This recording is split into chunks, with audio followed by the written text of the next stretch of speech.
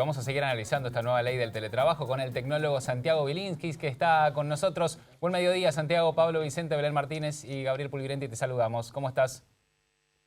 ¿Qué tal? Buenos días, ¿cómo están? Gracias por atendernos, por estar con nosotros, Santiago. Bueno, como dice la canción, ¿el futuro llegó hace rato o ahora desde la pandemia con esta nueva ley del teletrabajo? Bueno, para pensar el tema del teletrabajo, para mí vale la pena partirlo en tres partes, ¿no? Por un lado, antes de la pandemia, todos creíamos, tanto los trabajadores como los empleadores, que el teletrabajo disminuía la productividad de las personas. De repente, de un minuto para el otro, sin ninguna planificación, sin equipamiento en las casas, sin preparación en las compañías, nos vimos forzados a mover gran parte de la fuerza laboral a trabajar desde sus casas y nos llevamos una sorpresa enorme, que es que la productividad no solo no bajaba, sino que aumenta. Que incluso en el contexto dificilísimo de cuarentena, con los chicos en casa, sin haber tenido experiencia previa en teletrabajar, de repente nos encontramos con que la productividad era más alta y la satisfacción laboral también. Y ahora nos ponemos, entonces pensemos en el futuro. Yo hice una investigación con más de 4.000 personas de todo el país y lo que me encontré es que después de esta experiencia, de nuevo, aún con todas las dificultades que impone el aislamiento, 80% de la gente no quiere volver a trabajar todos los días presencialmente. Tampoco quiere trabajar desde su casa. Y fíjate que de alguna manera yo escuchaba la ley. La ley es como que divide el mundo en dos. Los presenciales y los no presenciales. Sí. Y yo creo que lo que los trabajadores estamos buscando en realidad es un esquema mixto. Un esquema, digamos, cada trabajo tiene ciertas tareas que requieren de estar presente y ciertas tareas que pueden hacerse de manera remota. Y según el trabajo que sea, hay un porcentaje de remotabilidad, por así llamarlo. En definitiva, el esquema que yo creo que tiene sentido hacia adelante es un esquema donde la mayoría de las personas vayan algunos días a trabajar presencialmente y algunos días trabajen desde su casa. Es esa flexibilidad en las manos del trabajador, saber cuándo vale la pena ir a la oficina y cuándo puede quedarse en su casa para ahorrar tiempo de viaje, ahorrar dinero de viaje y aprovechar la mayor productividad que da trabajar en el entorno tranquilo del hogar, sin los chicos en casa, ¿no? De nuevo, esto es para el futuro, no para el periodo de aislamiento. Que esa flexibilidad esté en manos de las personas. Y creo que el trabajo del futuro va para ese lado, no a dividirnos entre teletrabajadores y presenciales, sino un esquema mixto donde cada uno pueda aprovechar las ventajas de cada uno de los dos sistemas.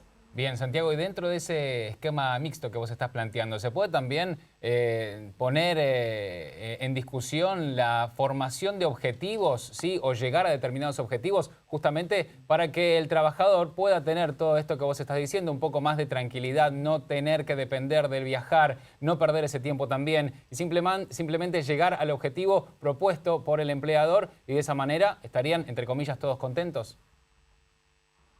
Totalmente, una de las grandes cosas que empuja también esta modalidad mixta es que las personas dejen de ser medidas por las horas que cumplen y pasen a ser medidas por los objetivos que consiguen. Bien. Este es un cambio grande en la mentalidad tanto de los trabajadores como de los jefes, pero que de alguna manera el teletrabajo o esta modalidad mixta ayudaría a terminar de imponer, porque no tiene sentido que nos midan exactamente por si llegamos a las 9:01 o nos fuimos a las 6, a 5 minutos antes de las 6.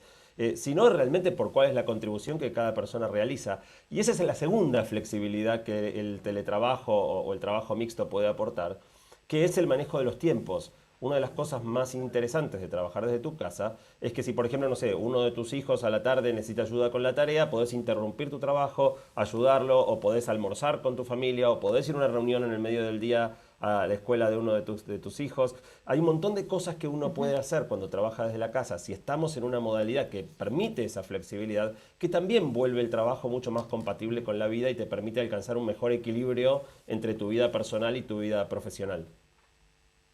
Santiago, ¿cómo estás?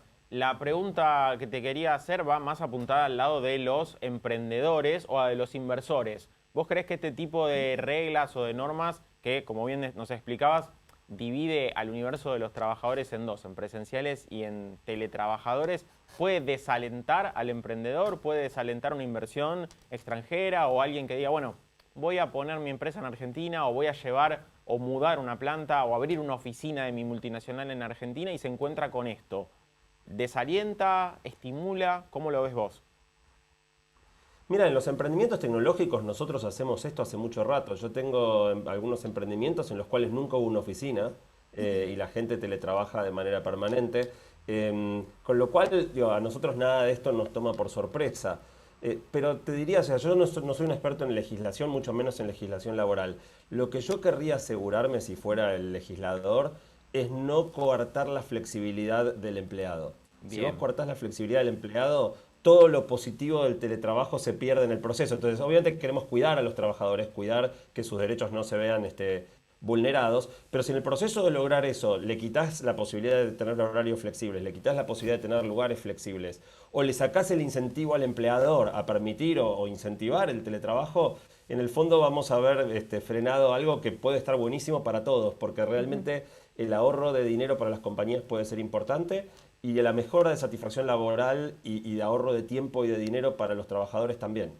Bien, Santiago, frente a esta situación, estaba viendo una encuesta que hicieron de manera privada entre Argentina, Chile y Colombia en distintas empresas y que decía que alrededor del 47% de las empresas van a continuar con el teletrabajo post pandemia, porque evidentemente vieron mejores resultados en todos los empleados, desde el buen humor, desde llevar adelante las tareas con más eficiencia, el cumplir con las tareas en más tiempo y forma que lo hacían cuando estaban trabajando presencialmente. Evidentemente, esta situación de pandemia nos vino a cambiar la vida a todos, pero también le sacamos ese lado positivo de que al trabajar en casa, cómodo, como vos nos contabas, tal vez puedes ayudar a tus hijos en la tarea, comer con tu familia. Eso influye un montón en el ánimo del trabajador para poder llevar adelante mejor la tarea.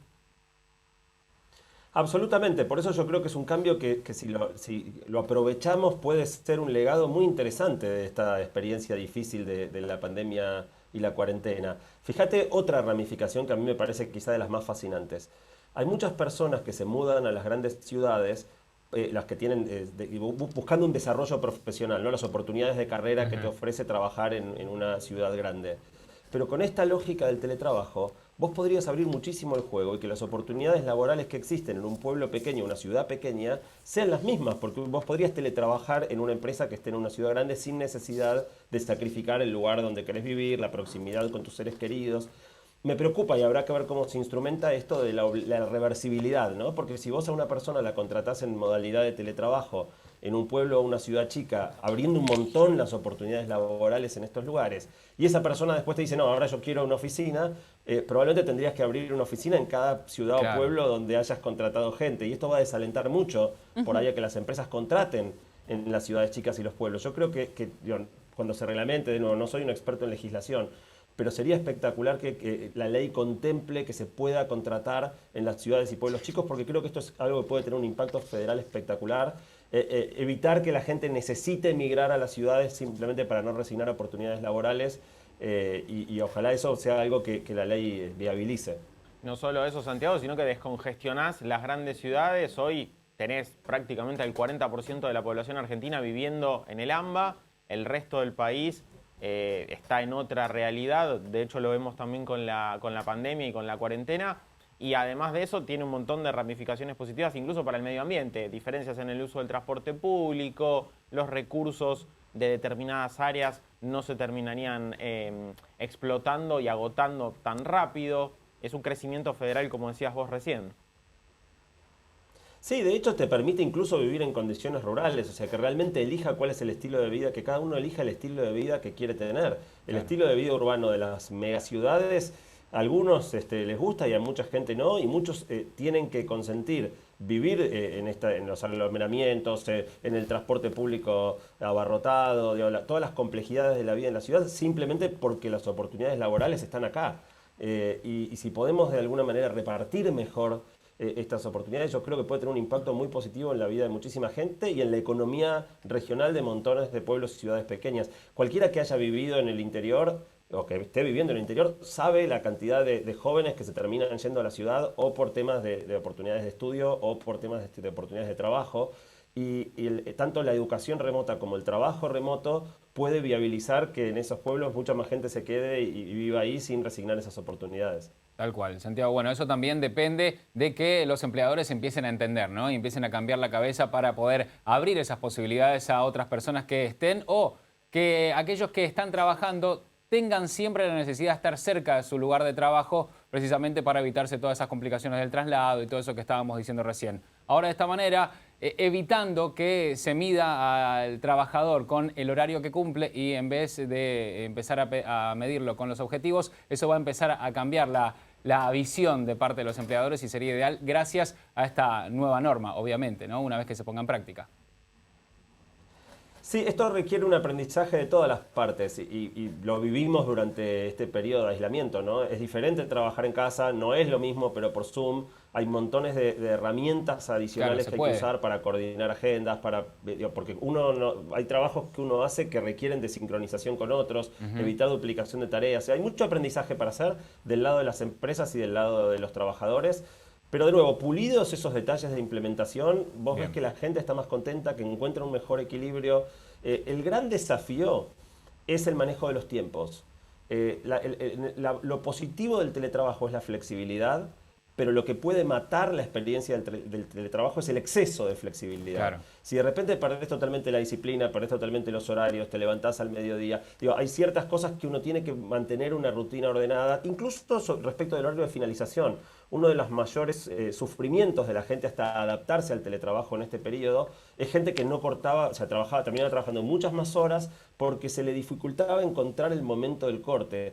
Que en la oficina, si bien uno a veces sigue trabajando un poco después de que se fue de la oficina o del local o donde sea que cada uno trabaje, hay un corte ahí, un corte natural en el momento de irse. En tu casa en realidad es el momento de bajarle la tapa a la computadora, cortar, y a mucha gente se le complicó manejar sus tiempos. Marcar Pero ese no, son corte. todas cosas que se pueden aprender para sacar todo el provecho de la flexibilidad sin después terminar en un exceso de flexibilidad para un lado o para otro. Excelente. Santiago, gracias por estar con nosotros y por tu tiempo. Te mandamos un abrazo.